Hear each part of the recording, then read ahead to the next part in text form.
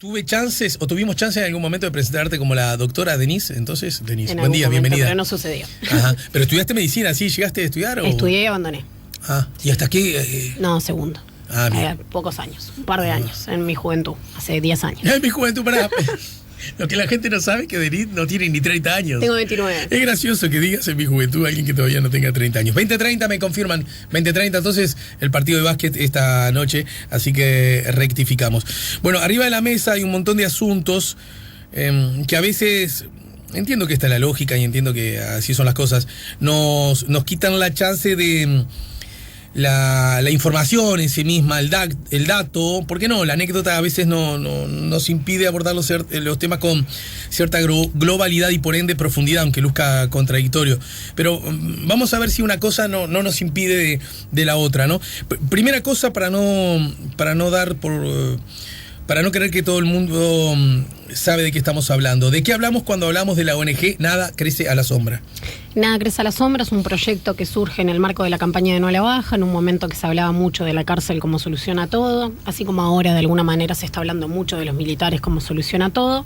En ese momento nos vinculamos con los contextos de encierro, empezamos con talleres socioeducativos en cárceles de adultos, en aquel momento en el CONCAR, en el femenino, la cárcel de mujeres y en Punta de Rieles, una experiencia muy interesante que en su momento estaba vinculada con la campaña, pero que claramente la realidad carcelaria trasciende ampliamente lo que fue el plebiscito de No a la Baja, lo que es esta deuda histórica que tenemos con las cárceles de Uruguay, posdemocracia de todos los gobiernos.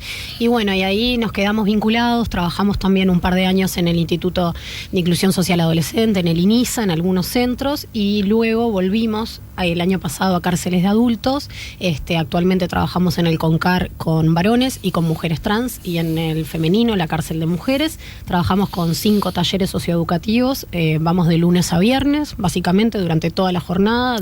El Vamos incluye a... Vamos incluye a 30 personas que formamos parte del equipo, son varios equipos, además de los equipos de los 5 talleres socioeducativos que hay, que son teatro, cine audiovisual, juego y deporte, radio y música. Además también hay un equipo de evaluación que monitorea el día a día y que monitorea también las cuestiones de calidad de vida, las trayectorias delictivas y demás. Hay también un equipo de salud con el cual, bueno, nos vinculamos con algunas de las historias que vamos a conversar hoy, y también una cuestión política que nosotros lo que hacemos es también entendemos que hacemos incidencia política para que esto en algún momento sea política pública y nosotros ya podamos estar en otro lugar y no dentro de las cárceles. A ver, en otro lugar, ¿qué significaría?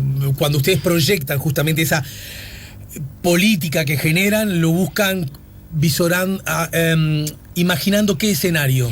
Y a nosotros en realidad cuando empezamos a vincularnos con las cárceles, algunos de nosotros teníamos alguna relación, pero en realidad no era nuestro ámbito de desarrollo. Todos tenemos otro trabajo, nos dedicamos a otras cosas.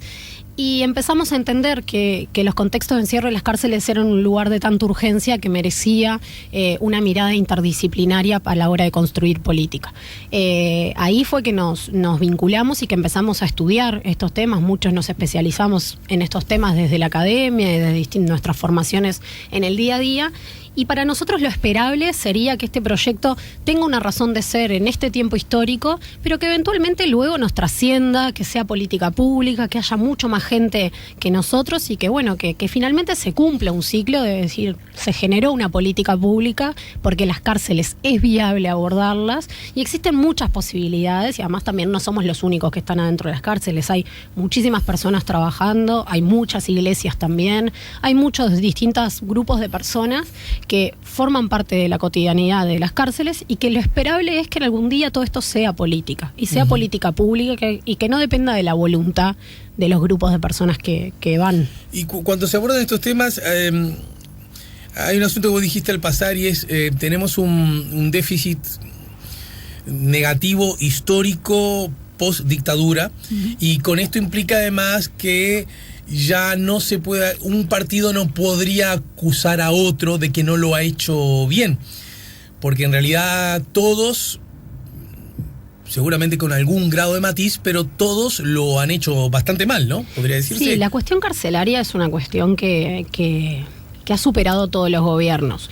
Cuando en 2005 asume Tabaré Vázquez, el primer gobierno del Frente Amplio, hace ya casi 15 años, en el discurso de Asunción, el primer discurso que da, él de hecho decreta la crisis carcelaria. La situación humanitaria de las cárceles era muy complicada, se decreta la crisis carcelaria. 5 años después, con la visita de Manfred Nowak, el relator contra la tortura de Naciones Unidas, que es algo que sucede mucho, viene a Naciones Unidas Uruguay, que parece como este paraíso de los derechos, y se encuentra con contextos que son realmente muy, muy complejos. Hace un informe muy duro que termina de alguna manera catalizando el proceso de la reforma carcelaria, lo que fue la ley de humanización de cárceles y también la reforma penitenciaria, que estableció algunos puntos muy interesantes. Uno fue la reducción del hacinamiento.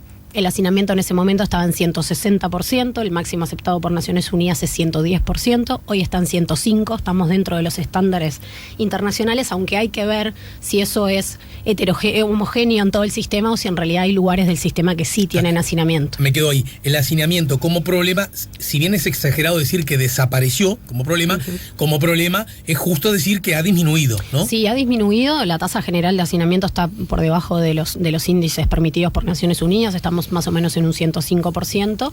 Sí hay espacios dentro de las cárceles, como son algunos módulos del CONCAR, algunas partes del Penal de Libertad y algunas partes de la cárcel de Canelones, que o casualidad son las cárceles que más problemas generan, que siguen teniendo algunas tasas de hacinamiento preocupantes y que en realidad, además del hacinamiento, que es uno de los problemas que tienen los contextos de encierro, hay un problema de falta de actividades, de mucha violencia, y lo importante de todo esto es dar esta discusión en clave de política criminal. Estamos hablando de política criminal, no estamos hablando de, o nosotros no somos una organización de buenas personas que van a divertir a las personas privadas de libertad no.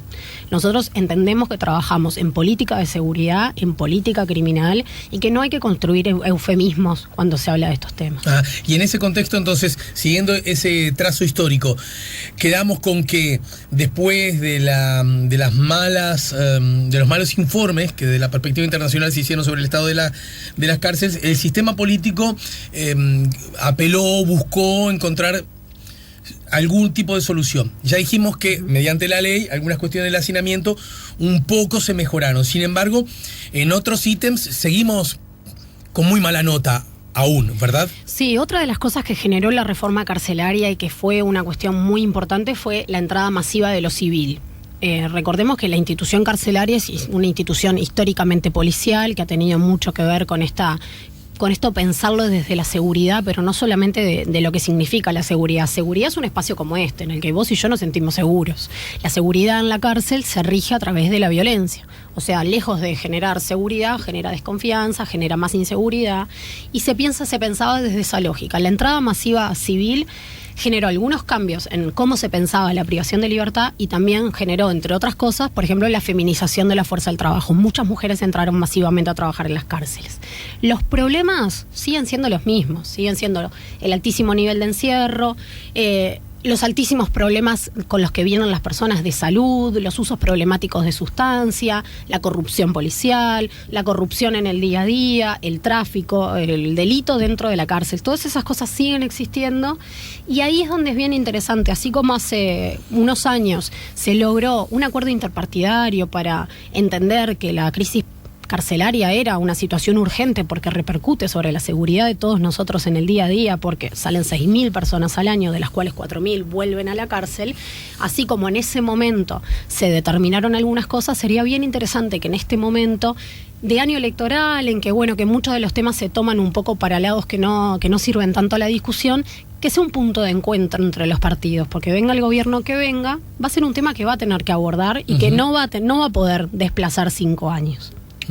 A propósito de esto, de lo que vos señalás, me da la sensación que el universo carcelario es un universo muy amplio y en el que uno podría hacer hincapié en unos aspectos de su universo en el que las cosas van definitivamente muy mal, van y están desde hace mucho tiempo muy mal, y otros, y uno podría echar luz o la mirada, hacer foco en otras experiencias que son bastante más satisfactorias, ¿no? En estos casos me parece que a los ciudadanos en general y a los medios de comunicación y a los actores públicos y privados, al sistema político en general, al que busca votos y al que forma parte del sistema político sin la lógica de los votos, a veces nos cuesta encontrar una ponderación exacta de dónde estamos parados, ¿verdad?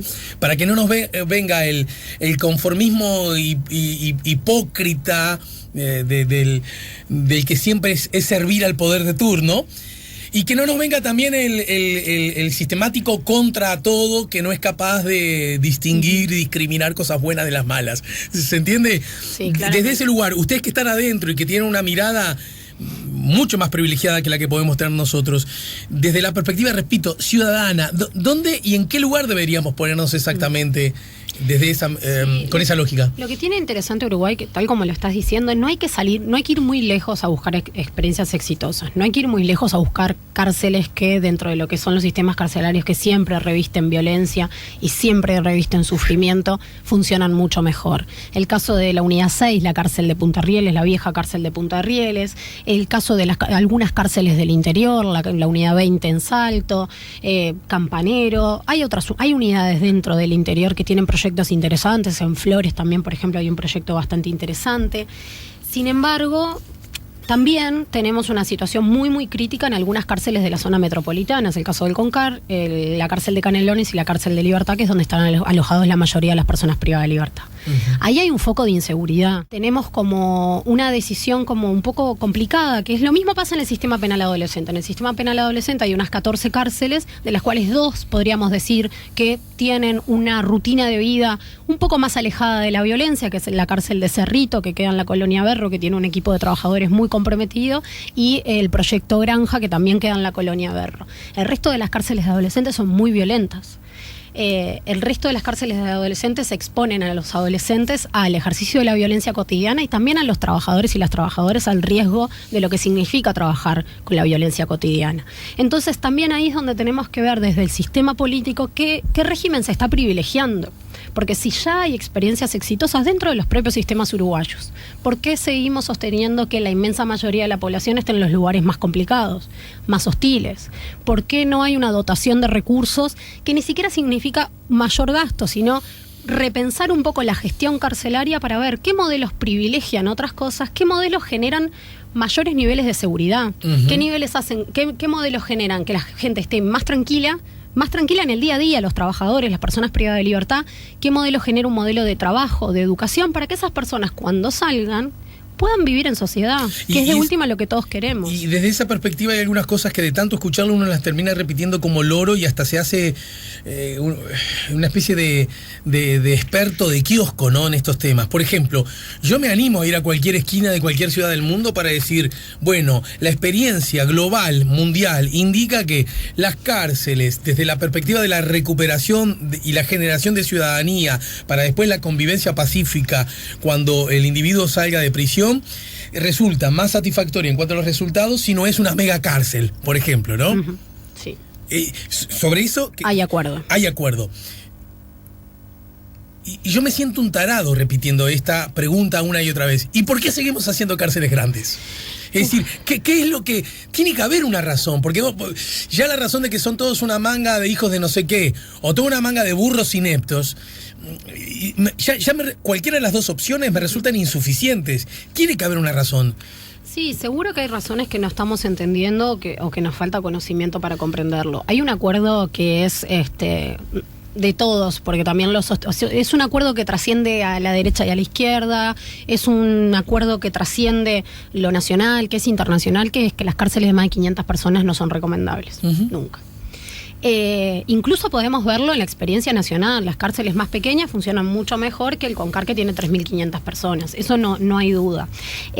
Ahora, es bien difícil hacer política en estos temas, porque es un tema que despierta un poco esto, ¿no? Los expertos de kiosco, los justicieros también de los kioscos, ¿no? Bueno, claro. Toda esta turba que genera como una masa crítica, que es también la que escuchan mucho a la hora de hacer política, porque también se escucha.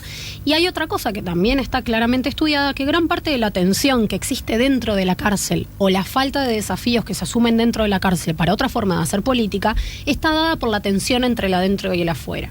Entonces, yo, gobernante, puedo tomar decisiones de inversión, de educación, de trabajo, de las básicas, ¿no? De que no no se maten y que vivan lo menos violento posible para que sean lo menos violento posible. Cuando afuera hay un ruido, hay que matarlos a todos, no hay que invertir, y lo vemos todos los días, lo vamos a ver en los comentarios que va a tener esta nota, lo vemos en todos los que trabajamos en estos temas, sabemos que es una opinión pública que es muy crítica y que es muy escuchada. Y ahí es donde también hay que ver, porque a nadie se le ocurre dar una discusión sobre cirugías de alto riesgo con personas que no sean de la salud, por ejemplo. Sí, claro. O a nadie se le ocurre nada, eso 1000 ejemplos, ¿no? Sin embargo, hay algunas cuestiones como la seguridad en el que parece que todos sabemos sobre el tema. Y todos sabemos sobre el tema desde el dolor, porque muchas veces todos tenemos miedo por nosotros, por nuestros hijos, por nuestros padres, cuando llegan a sus casas y demás, y vivimos con un miedo, y ese miedo es súper legítimo, y es un miedo que hay que abordar desde la política, pero desde una política que aborde el problema, que no genere más violencia y que no nos ponga a todos en riesgo, porque después aparecen otras irrupciones que traen propuestas que lejos están de solucionar la seguridad y que más bien podrían ponernos a todos en riesgo, porque recordemos que la violencia no solamente recae sobre quienes cometen delitos, sino que la violencia derrama, y a los hechos podemos mencionar el caso de Argentina, por ejemplo, con la doctrina Chocobar, como 4 niños murieron este fin de semana en un accidente perseguidos por la policía, con algunos con heridas de bala. Uh-huh. También cuando nosotros desprendemos la violencia perdemos el control, y lo que tenemos que hacer justamente es fortalecer los mecanismos de control y fortalecer las garantías institucionales. Uh-huh. Vamos a una breve pausa, pero antes bien cortito, cuando vos y tantos como vos hacen hincapié en los buenos resultados, que incluso, como decías, no hay que ir muy lejos para encontrarlos aquí mismo en Uruguay, vinculados al sistema carcelario, y hablas de algunos ejemplos, Punta de Rieles, se me escapó el nombre del otro, del que dijiste. La unidad 20, la cárcel de Salto. Bien, enseguida el argumento es, sí, pero no dicen que en realidad son personas privadas de libertad porque cometieron delito, pero que no aplican bajo el adjetivo delincuentes, que son personas... No, eso es un mito, eso es una falacia. La clasificación de las personas privadas de libertad no está dada por sacando algunos delitos particulares, que son los delitos de género y los ofensores como sexuales. Que no son los verdaderamente pesados. No tiene nada que ver, y sin ir más lejos, hay personas que llegan a Punta de Rieles de trayectorias muy, muy complejas dentro del sistema penitenciario. Sin ir más lejos, por ejemplo, uno de los varones que trabajó con nosotros el año pasado, que estaba en el módulo 8, que es el peor lugar de este sistema, fue directamente a Punta de Rieles tras una junta de tratamiento que determinó que fuera Punta de Rieles, y tiene una conducta excelente. Uh-huh. Tiene una conducta excelente, está con un proyecto de trabajo, está mucho más cercano a ser ese ciudadano que todos queremos. Uh-huh. No tiene nada que ver con la... O sea, obviamente aplica la selección, no puede ir todo el mundo a Punta de Rieles, ni puede ir todo el mundo a un régimen semiabierto, pero no tiene que ver con eso. Vamos a la pausa, y al regreso me gustaría que hablemos del caso Carol, ¿verdad? Que ya a esta altura se lo identifica justamente con ese nombre, el caso Carol. Más también,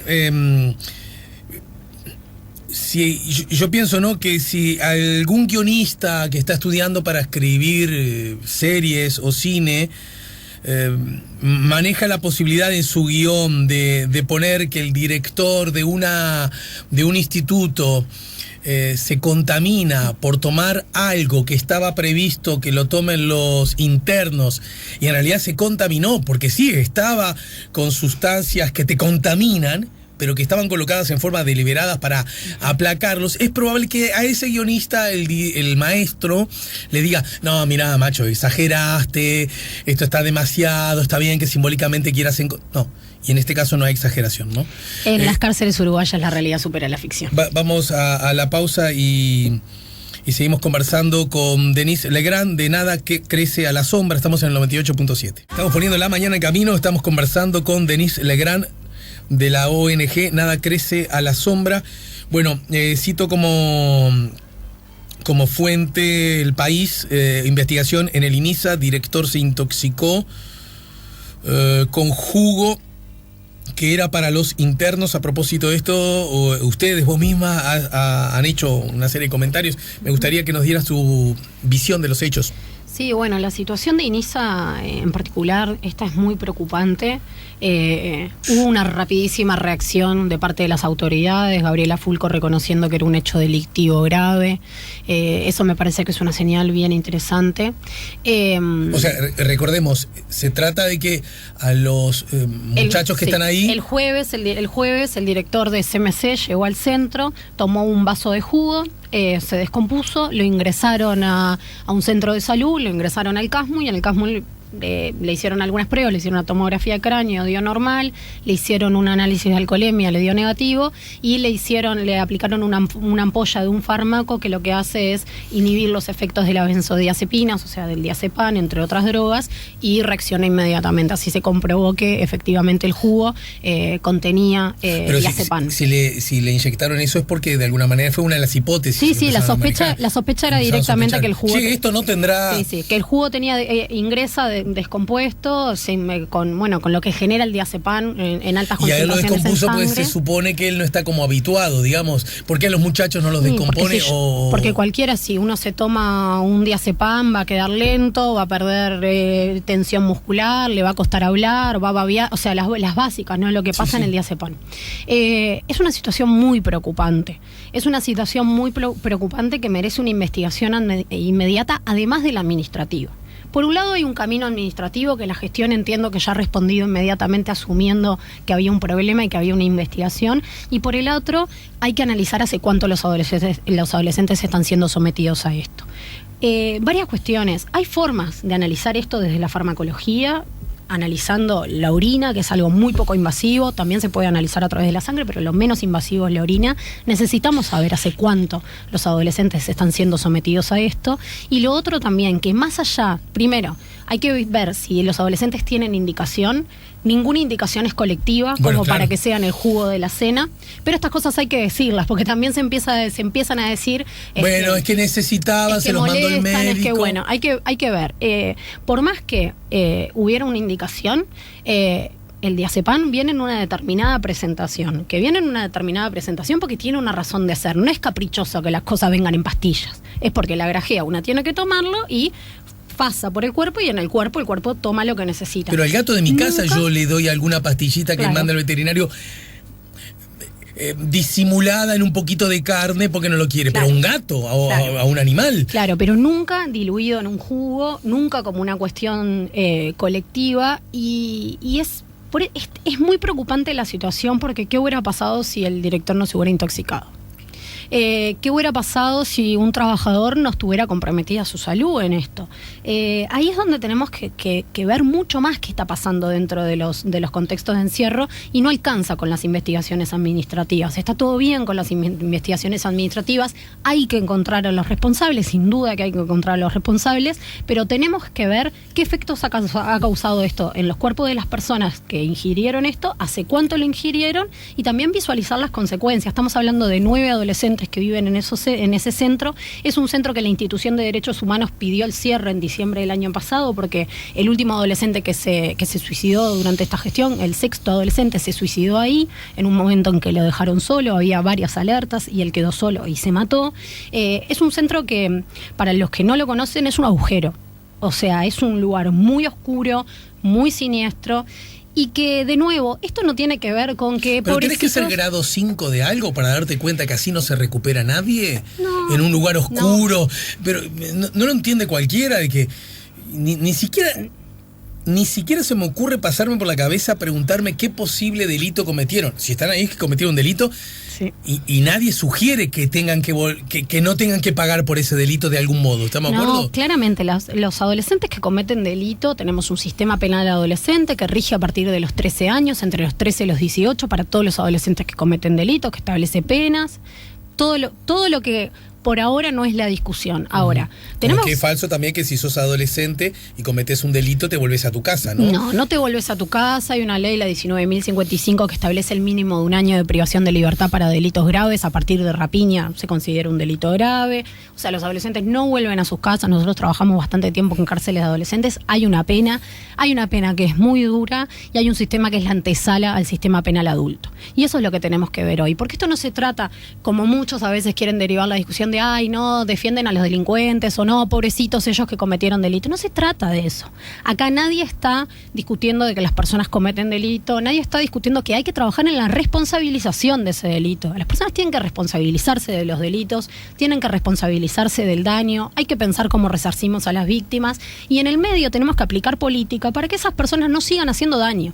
No sigan haciendo daño a su entorno directo y no nos sigan haciendo daño a todos nosotros, porque son los mismos que después salen a robar, los mismos que después cometen delitos. O sea que si esa investigación de carácter administrativo que entendés vos tiene que procesarse y en todo caso las primeras señales parecen ser por lo menos positivas en cuanto a no sacar la pata del lazo y decir, ¿no? Sí.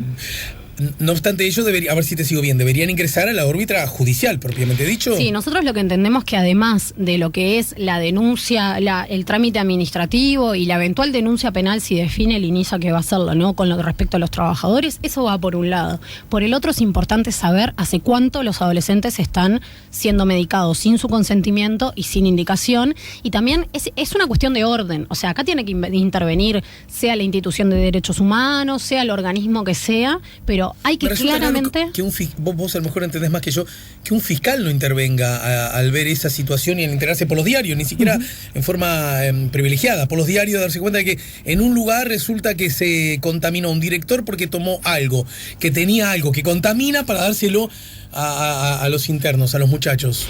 Sí, quizá en estas horas hay algunos movimientos, quizá alguien actúa de oficio y pide la investigación. En particular, desde Nada Crece a la Sombra vamos a emitir un comunicado exhortando a que esto suceda. Cada hora cuenta, porque obviamente los cuerpos van eliminando las toxinas. Para nosotros es muy importante saber hace cuánto los adolescentes están recibiendo esto, cuáles son los efectos, cuáles son las indicaciones de tratamiento que hay que realizar ahora, porque el diazepam no es una cosa que se administre así nomás. Es una cosa que administrada sin indicación y con algunas formas que no son las correctas, por ejemplo, diluida en el jugo con la cena, puede generar efectos negativos, puede generar crisis de abstinencia, puede generar un montón de cosas. Entonces, está bien, hay que buscar los responsables, pero también tenemos que abordar el problema que emergió ahora. Por suerte, el trabajador está bien y no tuvo consecuencias y ya está controlado.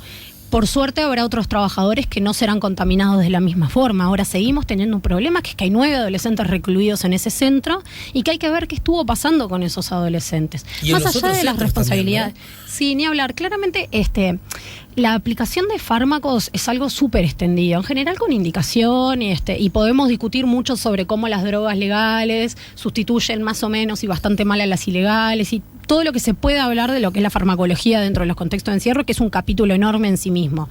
Ahora, lo que emerge acá es un problema que es muy duro, que es que adolescentes estaban siendo medicados sin su consentimiento con el jugo que toman en la cena. Punto. No hay dos lecturas. Después podemos pelearnos por un montón de cosas, por los responsables y demás. Acá hay un problema que es un problema de salud. Y ese problema de salud debe abordarse y creo que lo esperable de los sistemas carcelarios cuando sucede un problema como tan fuerte es disminuir los niveles de impunidad y permitir que otros organismos ingresen. Cuanto más los sistemas penitenciarios se abran a ser investigados, a que otros organismos formen parte de la discusión, es más rico. Por ejemplo, acá claramente tiene que intervenir la Universidad de la República. Por ejemplo, la Universidad de la República, a través de su cátedra de farmacología, podría intervenir, podría apoyar. Capaz que es lo que tienen que hacer, capaz que tienen como que asociarse con otros organismos que le permitan generar transparencia. Porque en realidad se trata un poco de eso. Acá saltó un problema que hay que abordar con la mayor transparencia posible para encontrar los responsables, pero para encontrar también y solucionar el problema. Me salgo de este asunto en particular y generando una mirada global sobre el tema, te pregunto, ¿vos crees que la academia en general y la Universidad de la República en particular está un tanto omisa al diario acontecimiento de estos asuntos? No, creo que la Universidad de la República ha tenido técnicos de las más diversas ramas que se han vinculado desde la investigación, desde la producción de conocimiento con los contextos de encierro. ¿Cuánto de eso llegó a permear a la política o a la gestión del día a día? Y bueno, ahí hay una distancia. A la academia a veces le cuesta llegar. No es que no llega un montón. Hay específicamente grupos de estudio, como por ejemplo el Núcleo de Análisis de la Violencia y la Criminalidad, la NACVI, que ha investigado, por ejemplo, sobre la aplicación de programas en el Instituto Nacional de Rehabilitación, como el programa de Ofensores de Género, el programa de Ofensores Sexuales. Se ha colaborado. Se ha colaborado desde la producción de materiales, hay diplomas específicos en esto, hay un diploma de penalidad juvenil, hay un diploma de criminalidad, hay mucha gente pensando en esto. Sin ir más lejos, hay unas jornadas académicas el próximo lunes en que van a presentar investigaciones sobre el INR y el INISA. Hay producción, hay un montón de gente que quiere trabajar en la cárcel. Porque cuando se abren los llamados públicos, por ejemplo, hay un montón de gente. Sin ir más lejos, en 2010... Pero no será, déjame tener esa mirada un tanto escéptica, pero no será porque simplemente la fuerza del trabajo público atrae tanto que logra que personas estén capaces de, trabajar incluso en el infierno con tal de tener asegurado su laburo. Sí, no, hay distintos motivos. Claramente, obviamente, la necesidad de trabajo siempre es algo que aparece, pero, por ejemplo, cuando el Centro de Formación Penitenciaria, el CEFOPEN, que es donde se forman los operadores y muchos policías que trabajan en los contextos de encierro, abrió un llamado público en 2016, nos presentamos 600 personas, 600 profesionales que estaban trabajando en esto y demás. Se armó una currícula docente a partir de eso. 600 profesionales que vienen de otros lados y que aplicaron su conocimiento a eso y que siguen dando clase hasta hoy. Cuando se abren los llamados de operadores, por ejemplo, se presentan muchísimas personas. Esta es, no recuerdo si la 5ª generación, pero en cada generación entran entre 100 y 200 operadores a formarse, que se forman durante un tiempo, que reciben capacitación, que es una capacitación paga de parte del Estado para poder trabajar. Hay personas de las más diversas formaciones, de personas que terminaron el liceo hasta profesionales con posgrados. Un crisol súper interesante que está nutriendo las cárceles y que también, y ahí es donde me pongo como más generacional en esto, muchos de nosotros que en algún momento estuvimos vinculados con lo que fue el plebiscito no a la baja, tenemos una deuda política. Tenemos una deuda política militante de decir, bueno, a ver, nosotros sostuvimos que bajar la imputabilidad no era la solución. Listo, ganamos eso. Tenemos que trabajar también en la propuesta. Obviamente, no todo el mundo, o sea, muchos se dedicarán a aportar a la causa desde otros lugares, pero también hay un sector bastante amplio que trabajó en esto, en esa época, y ahora está trabajando desde otro lado, desde el lado de adentro. Y lo mismo gente que viene trabajando históricamente hace muchísimos años en el sistema y que tiene muchas ganas de sacar esto adelante. A propósito de consultas populares, la reforma de la Constitución promovida por el senador Larrañaga ha provocado alguna opinión pública de parte de ustedes. Sí, bueno, claramente nosotros cualquier cosa que ponga en riesgo la seguridad nos sacude. ¿Es el caso? Es el caso de este plebiscito. Este plebiscito entendemos que llega en un momento histórico de que claramente, como hablábamos hace un tiempo, hay un miedo, hay un problema de seguridad. No hay que desconocer que hay un problema de seguridad, que hay un avance del narcotráfico en la región, que hay un avance también de la violencia en la criminalidad. Eso no es discutible. Ahora, las soluciones sí son muy discutibles. Pensar que generar una militarización de la seguridad es la solución no funcionó en ningún lugar del mundo. Podría desembocar en fuertes problemas de violencia hacia, de nuevo, no solamente hacia quienes cometen delitos, sino cómo derrama en la sociedad. Tenemos que ir por otro lado, hay una policía en Uruguay, hay una policía que se profesionalizó un montón en este tiempo, hay una policía la policía hoy en Uruguay tiene altísimos niveles de confianza. Eso es muy raro, que en una sociedad, una de las instituciones que más alto nivel de confianza tenga la policía. Es muy raro, porque habla también de procesos que cambiaron, la corrupción policial que sigue existiendo y que está enquistada obviamente en muchos lugares. Hay una noticia a propósito. De hecho, hoy es un día particular para eso, pero claramente hay mecanismos. Hay mecanismos de denuncia, por ejemplo, hay un número telefónico gratuito anónimo, el 0800-5000, en que uno puede denunciar el mal accionar policial. Todas esas cosas han cambiado lo que es la profesionalización de la Guardia Republicana, la concepción de algunas policías. Es algo que ha cambiado. Nosotros nos pasa en el día a día también de trabajar con... Obviamente, cuando uno viene de otro entorno, la policía no es algo que le sea cercano y es algo que uno tiene muchos prejuicios y demás. Y uno encuentra también con gente que está laburando y que muchas veces quiere hacer lo mejor posible. Nosotros podemos ver, de primar eso, de priorizar eso y trabajar espalda con espalda desde la política social y la política criminal, o podemos salir perder toda la inteligencia que ganamos en este tiempo para fortalecer el uso de la fuerza. Y el uso de la fuerza no funciona en ningún lugar del mundo. Retrocedo un casillero y me gustaría que en el final hablemos algo del caso Carol. Y yo sé que para vos es otra vez llover sobre mojado y que buena parte del público lo tiene recontra sabido el tema. Igual en 3 palabras contame la historia y dónde estamos parados hoy a esta hora. No, en realidad para nosotros es el tema prioritario de la semana, lejos de ser un tema que nos canse, es un tema que nos duele mucho, que nos ha costado mucho resolver el salir con este tema. Fue una cuestión acordada con Carol, por ejemplo, lo que yo escribí en la diaria el fin de semana, ella lo leyó, lo aprobó, lo sintió, recomendó. O sea, nosotros cada paso que damos lo estamos conversando con esta mujer, una mujer de 38 años que se está muriendo de cáncer. Carol tiene 38 años. Se está muriendo, no es una imagen, ¿no? No, tiene cáncer terminal, tiene un tumor invasivo en la mama, tiene una metástasis ósea y hepática, gran parte de su columna está tomada, por lo cual sufre severos dolores, está ya con un cóctel de tratamiento bastante duro, es con morfina todos los días básicamente, tiene mucho dolor, ha pasado por múltiples situaciones, desde que una enfermera le dijera que no le iban a atender en la policlínica de la cárcel porque había hecho una publicación en Facebook, hasta estar ahora engrilletada a unas cuadras de acá en una cama. Es una situación muy compleja, es una situación que debe sacudirnos.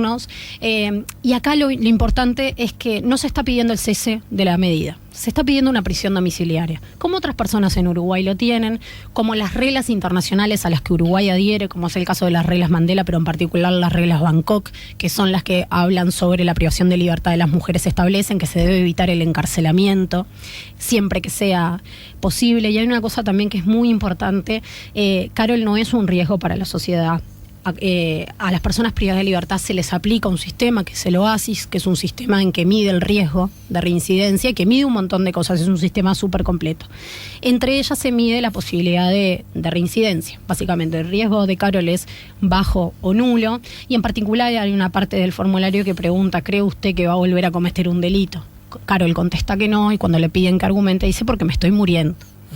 Y tiene un poco que ver con eso. Carol básicamente tiene una esperanza de vida limitada, es mamá soltera de 5 hijos, su hija mayor tiene 21 años y está embarazada, espera llegar a conocer a su nieta, pero además tiene 4 hijos menores de 16, 11, 6 y 4 años a los que hace un mes que no puede ver. Básicamente ¿Esos chiquilines dónde están? ¿Dónde viven? Están con la familia de Carol, que los está cuidando y están al cuidado de ellos, pero claramente quieren estar con su madre, ¿no? Carol lo que pide en este tiempo no es ni que se la perdone, ni redención, ni nada de eso. Básicamente es un cambio de medida con garantías. No es que tampoco la gente que está en prisión domiciliaria, bueno, algunos sí, pero no es que la gente que está en prisión domiciliaria está de fiesta y demás, no. Una prisión domiciliaria con algunas garantías, que puede tener algunas medidas también de contención y de seguridad, que no es nada que no esté establecido en Uruguay. Básicamente ella no puede seguir atravesando su enfermedad en una cárcel. Desde la cárcel, al otro día que ella cayó privada de libertad, ella cae el 8 de abril, el 9 de abril la cárcel inmediatamente remite un pedido a la justicia pidiendo que pase una prisión domiciliaria. ¿Por qué motivo está en prisión ella? Ella está por microtráfico, venta de estupefacientes básicamente. Es un motivo por el cual... Pasta base, cocaína... En el allanamiento que le hicieron, según consta en la actuación policial, a ella le allanan la casa y encuentran 5.834 pesos, 3 celulares y sustancia vegetal. Sustancia vegetal es marihuana, básicamente. Anteriormente se habían encontrado otras sustancias y demás, pero acá la cuestión es también la proporcionalidad de la pena. Obviamente esto, cuando uno piensa como en el narcotráfico, y hay algunos comentarios como muy dolorosos también de hubiera pensado antes. A ver, acá estamos hablando de que se estableció una pena, que tenemos que abordar esta pena establecida. No estamos hablando de la moral, ni de qué la llevó a cometer el delito, ni demás. Carol trabajó durante toda su vida, trabajó siempre en la informalidad, trabajó en una fábrica de bandeja de plástico, trabajó empaquetando pescado, trabajó siempre. Ahora, nunca logró formalizarse. Y eso tiene que ver también con cuáles son las propuestas laborales que tenemos para algunos sectores de la población. La precariedad atraviesa la vida de un montón de gente. Entonces, eso por un lado. Y por el otro también, ¿cuántos de nosotros emplearíamos a una mujer con cáncer terminal para cuidar a nuestros hijos? O para limpiar. Cuando ella en realidad, porque a ver, tampoco es que tienen los mejores trabajos del mundo, tienen ese tipo de trabajos.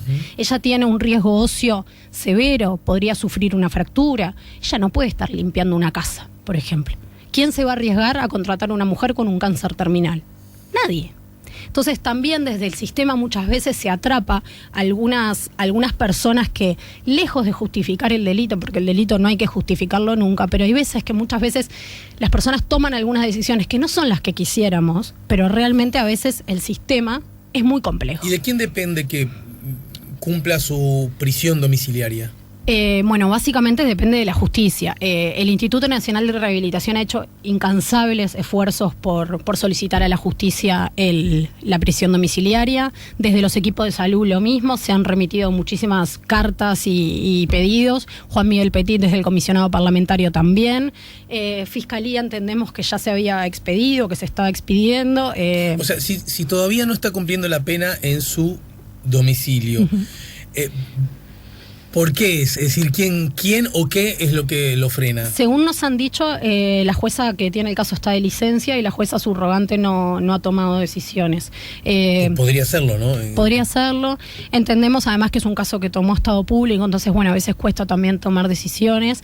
La cuestión es que a esta mujer se le pasan los días. Se le pasan los días con sus hijos también sufriendo un montón. Esta cuestión ya tomó estado público y me parece importante también como, de nuevo, volver a destacar, tomó estado público en un acuerdo con ella, en una situación de que ella, además de lo que pasó con la enfermera también, nosotros al otro día volvimos a la cárcel, como vamos todos los días, hablamos con ella y a mí me tocó abordarla y yo realmente nunca vi llorar a alguien como vi llorar a Carol ese día.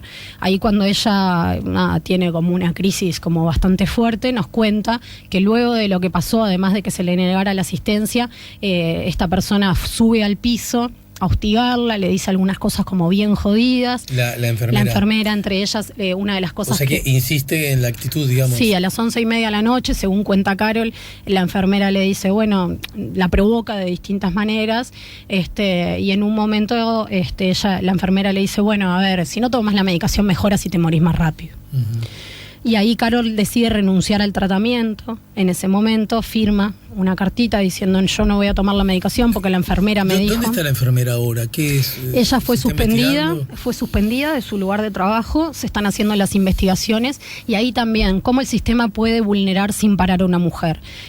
Por un lado estuvo la investigación penitenciaria, que fue hecha con mucha responsabilidad, y por el otro estuvo la investigación de SAI-PPL, que es lo que la parte de salud integral de personas privadas de libertad, dependiente de ACE, que fue al hospital a tomarle declaración, y cuando fue al hospital no solamente fue la abogada que tenía que ir, sino también fue la directora de la policlínica de la cárcel, por lo cual Carol tuvo que declarar frente a una implicada directa, frente a la responsable directa de la enfermera. Nosotros hemos hablado mucho con Carol, la estamos viendo todos los días. Y tiene que ir la abogada, no tiene que ir la parte implicada. Es lo mismo que yo te denuncie a vos y que venga alguien a tomarme declaraciones, que vos que tu jefe esté al lado mirándome y preguntándome cosas y diciéndome que vos no solamente denunciaste a la enfermera, sino que nos denunciaste a todos. Eso es muy grave. Sí. Es muy grave, además, esto cuando uno piensa cómo no podemos seguir torturando a esta mujer. El sistema necesariamente tiene que cortar los mecanismos de tortura hacia esta mujer. Sí, aquí es cuando necesariamente uno también tiene la obligación de preguntarse si la persona que decide a un jugo de naranja colocarle es decir, un producto que no debió haberlo hecho, o la persona que hostiga a una mujer con cáncer terminal, el argumento que seduce y que siempre está más a mano es que se nos coló un malo, ¿no? Se nos coló un equivocado, un monstruo o el adjetivo, ¿no? Y a mí esas explicaciones, que podrían ser, no me dejan satisfecho, porque yo digo que si eso ocurre es porque muchos, por acción u omisión, hemos permitido que ocurriese, ¿verdad? En el vínculo cotidiano. Porque justo alguien me va a decir que es el primer caso de la historia, la única institución. Entonces, ¿qué pasa con los colectivos? ¿Qué pasa con las instituciones? ¿Qué pasa con los jefes? Yo agrego, ¿qué pasa con los sindicatos? ¿Qué pasa con el vínculo que nosotros como individuos, más allá del Estado, nosotros desnuditos con nuestra ética tenemos con la mirada hacia el otro, ¿verdad? El que va al lado nuestro en el ómnibus, el que está en la parada, el que puede ser el amor de nuestra vida, o que puede ser el señor que nos alquile la piel pieza en la que voy a pasar esta noche porque mi mujer se cansó de mí, me echó. No importa, el otro por definición, ¿no? Me parece que es un asunto que también echa una mirada a cada uno. Sí, hay una cuestión que pasa esto. Los contextos de encierro muchas veces habilitan para que existan las más altas corrupciones, los más altos niveles de delito y muchísimas cosas. Yo hay días que atravieso muchas sensaciones dentro de las cárceles, ¿no? Y nunca se me ocurre, jamás se me ocurre. Hay días que me recontra caliento, hay días que de verdad que uno dice, bueno, a ver, ¿qué estamos haciendo acá? Porque nunca se me ocurriría ponerle un diazepam en el jugo a un adolescente, nunca se me ocurriría decirle a una mujer que está enferma de cáncer terminal, yo acá no te voy a atender porque hiciste una publicación en Facebook. Eso es una cosa que no es habilitable, ni siquiera en la excepcionalidad. No es habitable, no se puede. No podemos aceptar que eso sucede. Y lo que sí hay que hacer como una cuestión ética, y por eso también, ¿por qué nosotros salimos a hablar de estos temas? Porque nosotros no podemos permitir ver eso. Nosotros vemos un montón de cosas en el día a día, un montón de cosas súper complicadas, un montón de días que las entendemos como parte de la cotidianidad. Ahora hay cosas que no podemos admitir. No podemos admitir no pronunciarnos pidiendo que a los adolescentes se investigue qué está en sus cuerpos. ¿Hace cuánto están recibiendo esta sustancia? No podemos no hacerlo, porque seríamos cómplices. No podemos no acompañar a Carol en el día a día, además de que ya la conocíamos a Carol, de que ya formábamos parte de su día a día y que para nosotros es una persona, además de ser un nombre X, es una persona valiosa en sí misma. No podríamos no acompañarlo. Ahora, la cuestión es cuánto el sistema, y creo que han habido respuestas bien interesantes y por eso creo que a veces nosotros que tendemos como siempre estar en la queja tenemos que agarrarnos también que han habido respuestas institucionales muy interesantes. Como por ejemplo, muy distintas. En particular, el Instituto Nacional de Rehabilitación se comprometió directamente con esto. O sea, es la autoridad carcelaria. La autoridad carcelaria de adultos se comprometió directamente con esto, fueron los que presentaron a la justicia, están preocupados por el día a día, vienen siguiendo el caso, vienen, por ejemplo, Carol ahora está sin dolor, hace unos días está sin dolor, era algo que hace muchos meses no le pasaba. Es una cuestión que todos estamos como siguiendo el día a día, siguiendo su estado de salud y siguiendo el avance en la justicia. Del INISA le reconozco que Gabriela Fulco dijo que era un hecho delictivo grave, y eso ya es una novedad, que una autoridad, y que en particular el INISA, que tiene un montón de cuestiones en sus zonas grises, pueda reconocer que hubo un hecho delictivo grave acá, ya me parece que sienta una manera. Ahora hay que ver que eso se traduzca en investigación, en transparencia, y que podamos comunicarle a la población también qué estamos haciendo con las cárceles, qué estamos haciendo con esas personas que probablemente mañana salgan y puedan generar un daño. ¿Cómo estamos evitando que esa gente genere daños cuando salga? Y sin duda que en estas cuestiones creo que lo de Carol va a sentar un precedente de alguna manera, y creo que ahí también cómo se trabaja estos temas desde los medios ha sido una novedad. Muchos de estos temas que generan tanto odio y tanto rechazo se ha trabajado alimentando la discusión y tratando de ir a fondo con esto. Esto no se trata de perdonar a alguien ni de lo que sea, se trata de una proporcionalidad de la pena, y en el caso de los adolescentes se trata de una cuestión muy dura que pasó, que podría perjudicar fuertemente los cuerpos de estos adolescentes y que tenemos que investigar. Creo que si la respuesta a todo esto es disminuir la impunidad y generar un sistema de justicia que tenga sentido, bueno, creo que esta semana de irrupciones va a valer la pena. Claramente en un año electoral con tantas implicancias políticas en el medio es difícil, pero es bien interesante que logremos asumir el desafío de que estas cosas tienen que pasar para que nos marquen qué es lo que está bien y lo que está mal. Denise, gracias por el tiempo, la seguimos más temprano que tarde, ¿sí? Muchas gracias. Denise Legrand, de nada crece a la sombra, nos ayudó a poner la mañana en camino. Si buscas un portón automático para tu casa o para la oficina, asegúrate que sea fuerte, que sea seguro, que sea práctico, que sea un SEA. Porque solo un portón SEA te asegura el mayor respaldo técnico, un service propio en todo el país y la garantía de todos sus productos. Ingresa en seaportones.uy o llama al 2601-2611. Si vas a elegir un portón, que sea un SEA.